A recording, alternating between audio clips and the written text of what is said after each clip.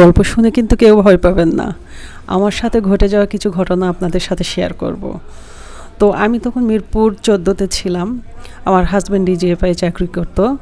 তো তখন বিয়ের পর নতুন বাসায় যাওয়া, আমাদের কোনো সন্তানও নেই। তো আমি 4তলা বা কোয়ার্টারে পাই। 4তলা আর তখন পুরানো বিল্ডিং কোয়ার্টারগুলো ছিল পাশাপাশি, তখনকার কোয়ার্টারগুলো পাশাপাশি ছিল, একদম লাগানো। তো এখনও আছে সেই বিল্ডিংগুলো। তো আমার পাশের বিল্ডিংও এক ভাবি ভাই থাকতো, তারাও নতুন, মানে বাচ্চা নাই। তো যখন মানে অনেক রাত হতো, রাত 12টা-1টা বাজতো, তখন ছাদের উপর মানে ড্রাম ফেলানোর শব্দ সবচেয়ে কানে বাজতো।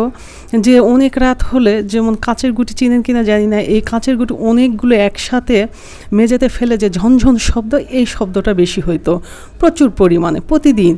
তো আমরা ভাবতাম বাসের মানে ফ্ল্যাটের ভাবিরা মনে হয় বাচ্চা কাচ্চা নাই, তো এই কারণে দুই টুনাটুনি মিলে হয়তো বা কাঁচাগুটি খেলে, এটা ভাবতাম। তো একদিন সন্ধ্যার দিকে, গরমের দিন, বিদ্যুৎ চলে যায়, সব মানে বিল্ডিংয়ের ভাই ভাবিরা আর কি নেমে আড্ডা দেওয়া হচ্ছে। ঠিক সেই মুহূর্তে আমাদেরকে দেখে সেই ভাই বলতেছে, কিরে টোনাটুনি কি রাত হইলে কি আপনারা কাঁচের গুটি খেলেন? তা আমরা তখন বললাম, এই আমরা ভাবি আপনারা খেলেন। তাহলে এখন বোঝেন ঘটনাটা কি।